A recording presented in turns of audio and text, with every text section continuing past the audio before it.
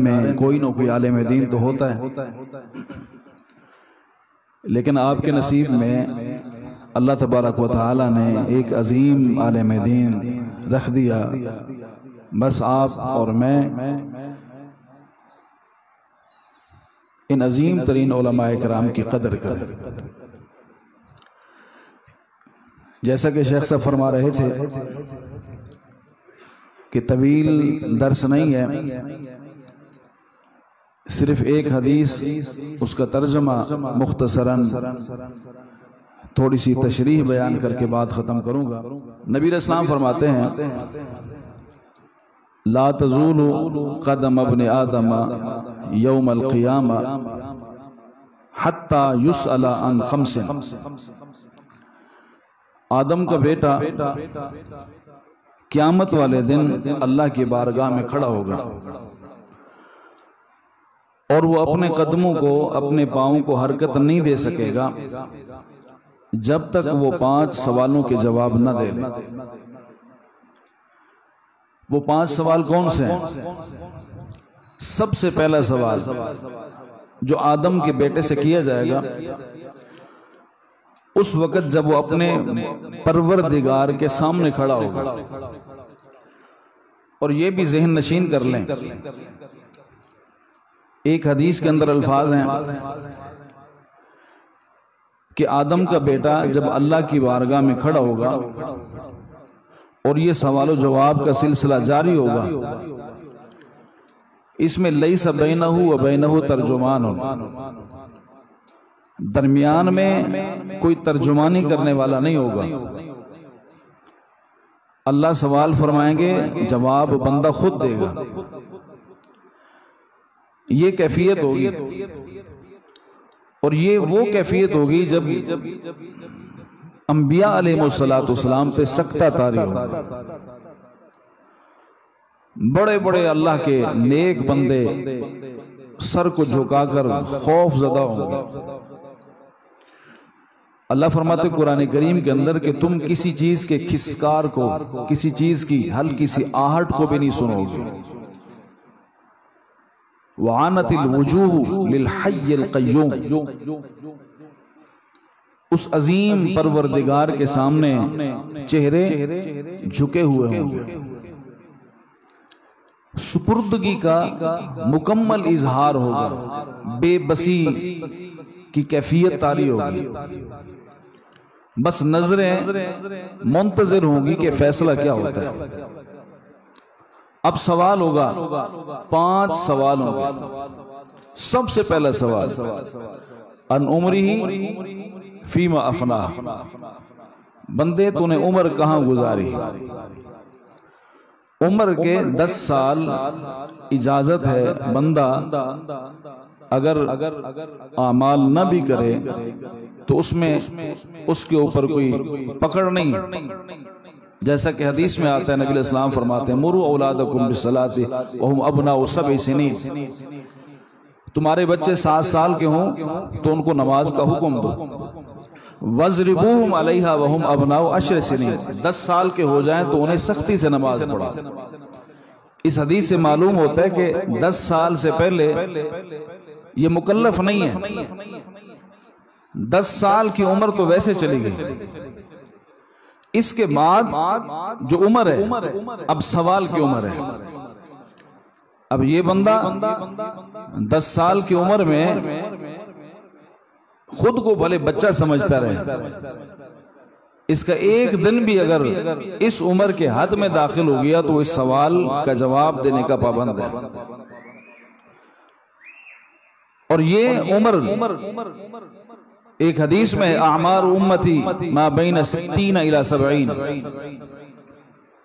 अल्लाह के महबूब सल्लल्लाहु अलैहि वसल्लम फरमाते हैं मेरी उम्मत की उम्र औसतन 60-70 के दरमियान। एक हदीस के अल्फाज हैं, जब बंदे की उम्र 70 साल हो जाती है तो अल्लाह किसी बंदे का उज़्र कबूल नहीं करेगा,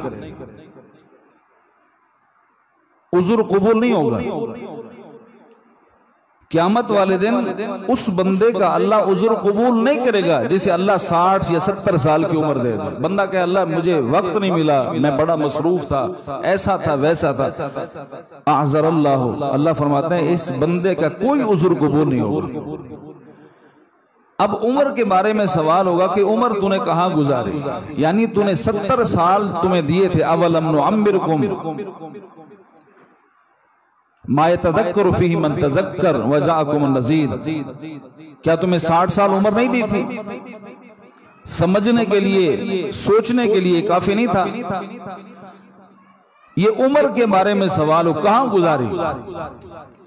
हजरत ईसा अलैहिस्सलाम एक जगह से गुजरे तो 60-70 साल के बुजुर्ग आपस में खुशगपियों में मसरूफ थे। गुजरते हुए फरमाया, ओ 60-70 साल के लोगों, तुमने कभी फसल काटी है? वो कहने लगे, अल्लाह के नबी हम फसल ही तो काटते आए, सारी जिंदगी फसल काटते रहे, ये कौन सी नई बात है? फरमाया, फसल कब काटते हो? कहा फसल तब काटते हैं जब पक जाती है। फरमाया, तुम्हारी फसलें पक चुकी हैं, तुम यहां क्या कर रहे हो? तुम्हारी फसलें पक चुकी हैं, तुम यहां क्या कर रहे हो? तुम्हारा काम है कुरान पढ़ो, तुम्हारा काम है नमाज पढ़ो, तुम्हारा काम है अल्लाह अल्लाह करो, तुम्हारा काम है अपनी गुजरी हुई उम्र के एक एक लम्हे पल पल को सोचकर अपने मालिक के सामने माफी मांगो।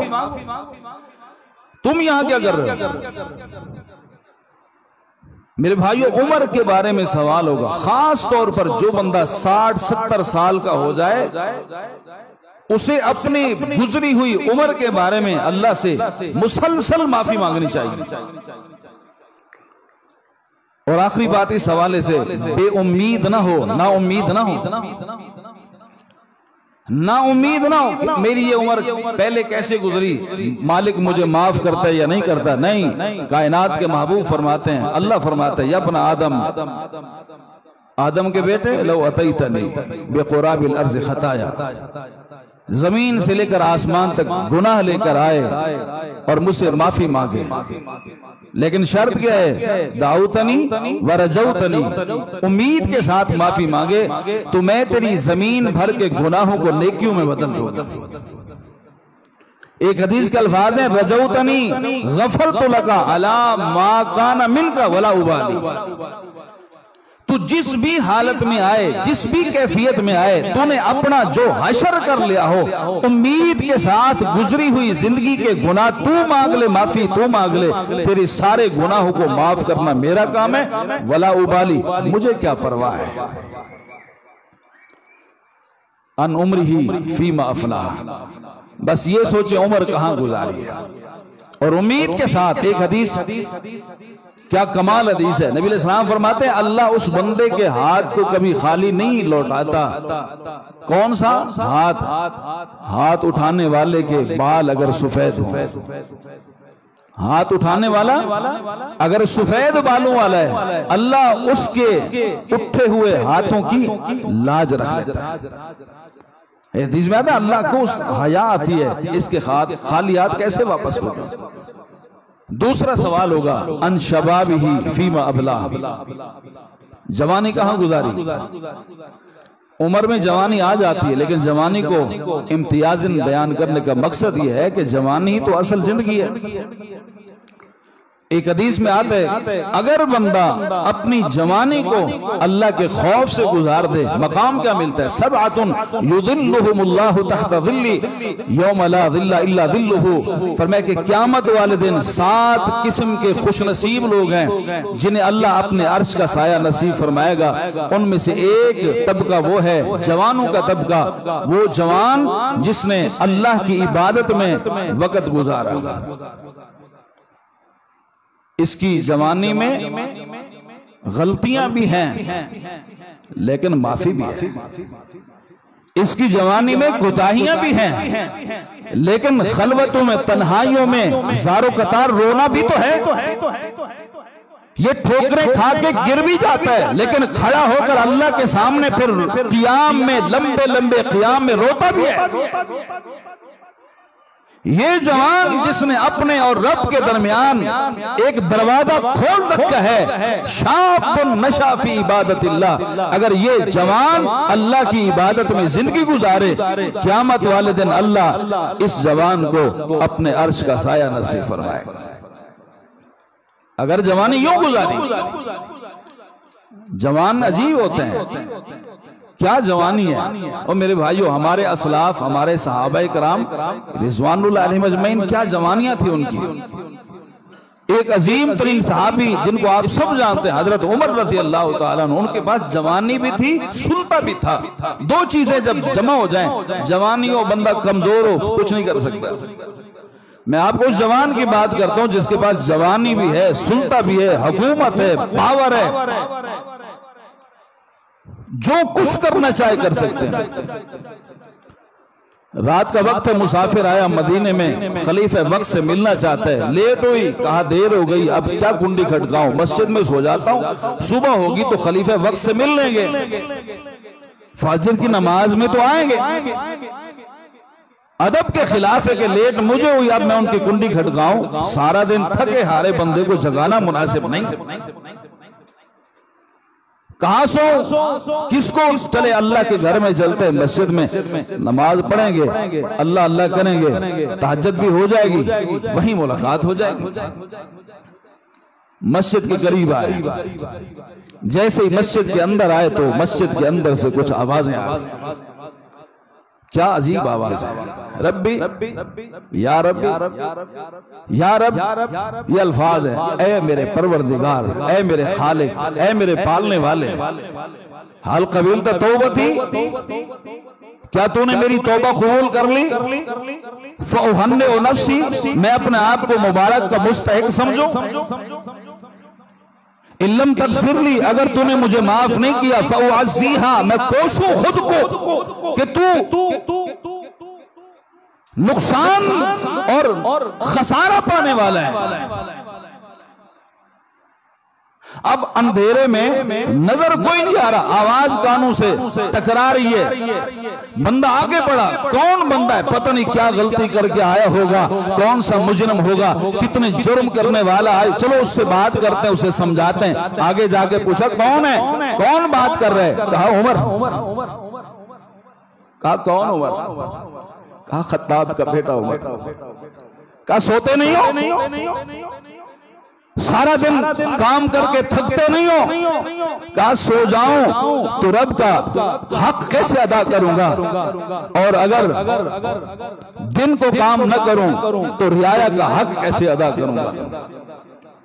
ये खौफ है, ये डर है, ये डर अगर है जवानों में तो याद रखिए, ये जवानी वो जवानी है जिसे बेदाग जवानी कहा जा सकता है। सुबह शाम रात दिन जलवत खलवत में जिस जवान को अल्लाह का डर लग गया, मैं ये नहीं कहता कि आप बिल्कुल सूफी बन जाएं, आप ये कहें कि गुनाह होता ही नहीं है, जो कहता है मुझसे गुनाह होता ही है वो इंसान नहीं। कुल्लु बनी आदम खता, गलती हो जाती है, गलती पर इसरार करना अच्छा नहीं है। जवानों अपनी जलवतों में खलवतों में अल्लाह का डर पैदा करो। जब जवानों के आंखों से अल्लाह के खौफ से आंसू के कतरे बहना शुरू हो जाए, जिंदगी की लज्जत तब आती है। और एक हदीस सुना के अगली बात की तरफ चलते हैं। जवानी में वैसे तो रोना जिसे भी आ जाए, लेकिन जवानी में जो रोना होता है ना, उसकी लज्जत अपनी है। लई जन्नारा मम बका मिन खशियतिल्लाह, हदीस के अल्फाज हैं, वो बंदा कभी भी जहन्नम में दाखिल नहीं हो सकता जो अल्लाह के डर से रो ले। हत्ता याऊद अल्लबनु फिद्दर, नबी इस्लाम फरमाते हैं बकरी का दूध दोते हो थनों से, अगर उस दूध दोहने के बाद उस दूध को वापस चढ़ा सकते हो तो फिर ये भी जहन्नम में चला जाएगा। अगर दोहने के बाद दूध थनों में नहीं जाता तो अल्लाह के डर से रोने वाला भी जहन्नम में नहीं जा सकता। तीसरा सवाल होगा अन मालिही मिन ऐना इक्तसबहु, ताजिर माल कहां से कमाया था, कहां से लाए थे, हलाल का था हराम का था, किस तरीके से था। अब ये सवाल हो रहा है माल को कमाना किस जरिए से, ये सवाल हो रहा है। ये सवाल अहम तरीन सवाल है, क्योंकि इसके बाद अगला सवाल है फीमा अनफक। अगर तूने हराम से कमाया, अगर तूने हराम से कमाया तो मेहनत सारी रहेगा चली गई। पैदल चल के आया, पांव फट चुके हैं, सर के अंदर बालों के ऊपर गर्द गुबार है, लंबा सफर करके बैतुल्ला में पहुंचा है, आवाज लगा रहे या रब्बे लब्बैक अल्लाहुम्मा लब्बैक, लब्बैक अल्लाहुम्मा लब्बैक। आवाज आती है तेरी कोई हाजिरी कबूल नहीं है। क्यों कबूल नहीं है तेरी हाजिरी? मतअमहु हरामुन व मलबसहु हरामुन अन्ना युस्तजाबु लहू। तेरा खाना हराम का, तेरा पीना हराम का, तेरा पहनना हराम का, तेरी दुआ कैसे कबूल हो? रोजी में, रिज्क में हलाल की कमाई बहुत जरूरी है। अगर हलाल कमा के हो, चौथा सवाल होगा ऐना अनफक। ठीक है, हलाल कमाया था, खर्च कहां किया था? मस्जिद में, इदारे पर, गरीब पर, यतीम पर, बेवा पर, अपनों बच्चों पर, या वैसे उड़ा दिया? याद रखें, नबी अलैहिस्सलाम फरमाते हैं अल्लाह की राह में खर्च करने वाला, अल्लाह की राह में जो खर्च करता है, वो खर्च किया गया दिरहम बहुत खुशनसीबी वाला है। किसी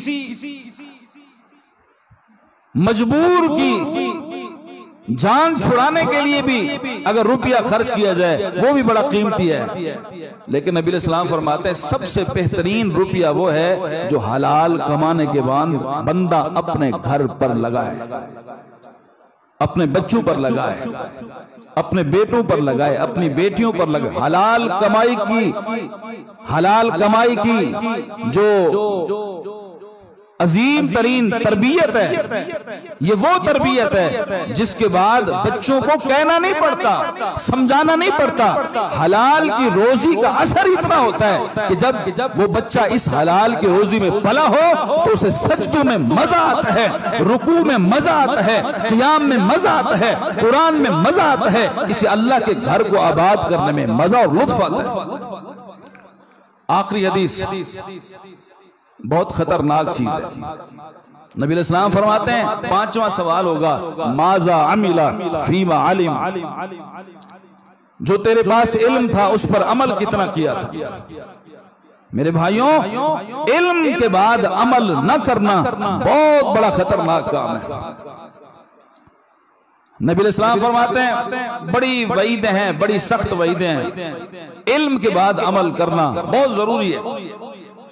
ये सवाल है माज़ा अमिला फीमा अलिम। तुझे पता नहीं था शराब का, अब पता चल गया, तूने छोड़ा। तू चोरी को नहीं जानता था, जब तक नहीं जानता था, अब तो तुझे पता चल गया, अब छोड़ा।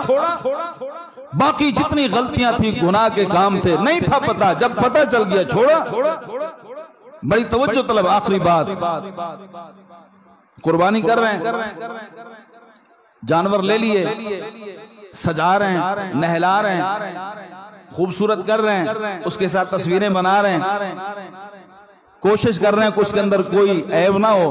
कर रहे हैं कि नहीं कर रहे हैं?